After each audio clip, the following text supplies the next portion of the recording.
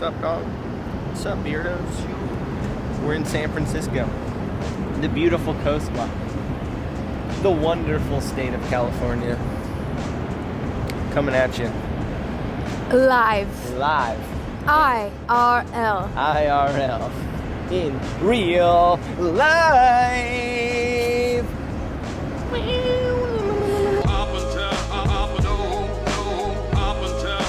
What's up, guys? Lord Beardo here, bringing you a brand new Clash Royale video. And every once in a while, you get to gloat a little bit about yourself. And that's what this match right here is going to be all about, guys. Just a little bit of gloating, and you'll see why in a second. And you heard that something happened down in San Francisco that really made my whole experience a lot better. So we're going to jump into that story right after this match. This is going to be a little bit of a different episode. You heard a little recap, then we're going to get one match in. You're going to hear more of the recap, get one more match, and then we're going to open up some chests at the end. So check it out. This guy has got a mirror spell. We use our Inferno Tower to kite over all his troops, and they're chasing the hog. Look at this guy's cards are way higher than mine. I give him the laugh. I've never done any kiting like that before. Look at all those troops get down the Skarmy just in time. And can we just talk about my tower strength here? 2786 is the highest amount of hit points I could possibly have on my tower. So we have two of them that are completely maxed out. He is one of them that he has maxed out. And just notice how many times he comes so close to hitting the tower. We're going to use the Inferno. Look at all the troops. Nothing. Not a single hit.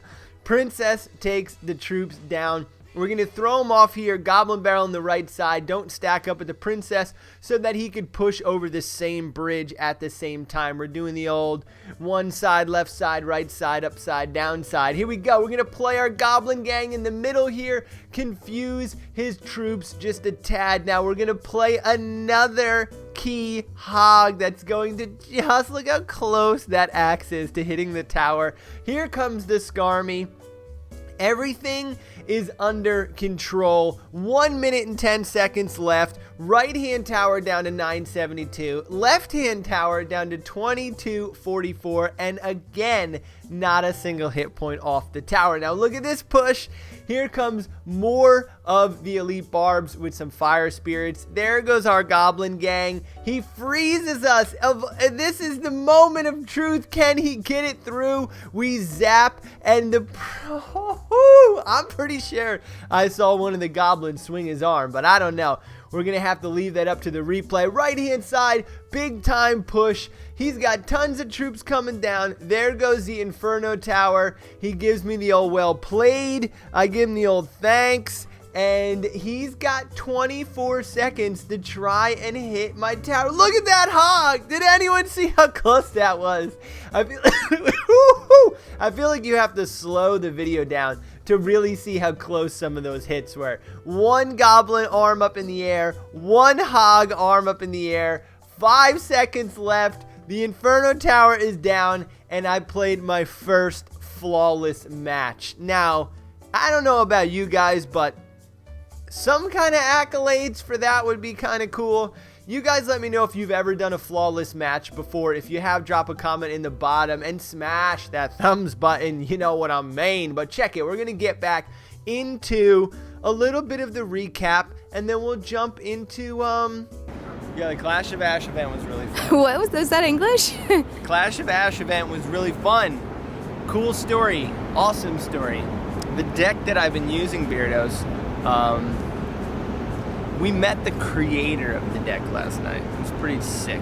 So I'll show one of the videos to Rebel or Revolution, depending Revolution! Revolution. But it's all in my head. Depending on what he wants to be called. He had multiple names, but cool people, great times, awesome event. Alright guys, so we found the owner, the creator, the mastermind, the brainchild behind this deck that we've been using in clan challenges and classic challenges and in our epic challenge and all sorts of challenges. we stumble upon the creator, man. It was such a good event. We get in there. There's all sorts of trivia happening. There's some side games taking place. And we start talking to RRebel or Revolution, depending on, what he wants to call himself. He got lots of names, man. And he's a great, unbelievable player. He's like top 60 in the world right now. And really just crushed. He was on Clash with Ash's channel. We're chit-chatting with him. And he shows me his phone, and I'm like, dude, I've been rocking that deck for like a week. Somebody beat me with it online, and I like it. And that's what the last like 2 videos back on it. I was like, I just found this deck, someone beat me.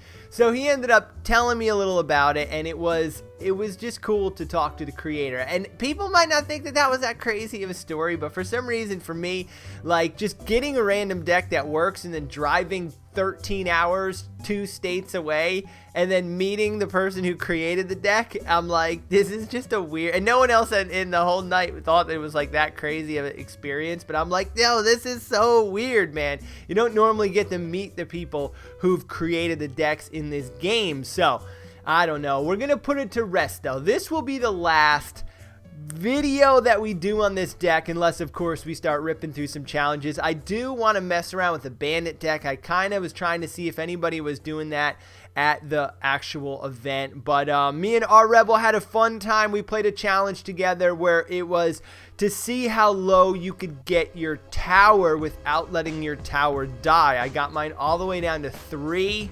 And yeah, we won it. It was pretty cool. I won a sweet little pin. I got to spin a wheel. I was up for like 2,500 gems, but I got a pin. Don't worry, the pin is still cool. But 2,500 gems would have been pretty cool too, But if you guys get a chance to come out and check out a Supercell event, definitely do it. It was just a lot of fun to hang out with everybody, to get in a little more after party action. You guys know we got into the after party after the first one that we went down to. We have the recap video up for that in the channel. But this after party was a little less structured and a lot more fun and a lot more crazy. So we met a bunch of different people and had a bunch of different wild experiences that I feel like will go down in my mind's history for Clash events, making me definitely want to go check out some more. But this match right here, this was just a pretty standard style of play when it comes to using this deck. Just switching lanes, just making confusion happen, not allowing your opponent to stack up on any one particular side. You'll see right here that he has that level 8 hog. He has the level 11 towers, and it's a little bit harder for us when we're in the ladder compared to the classic challenges because the cards are getting a little higher. But we go ahead, get our rocket off, knock down that tower for the win. And like I said earlier in the video, we're going to rip through some chest openings. Pretty cool. We picked up the gold chest in this game, so we're lined up with gold chests, though we'll have to wait on that last one.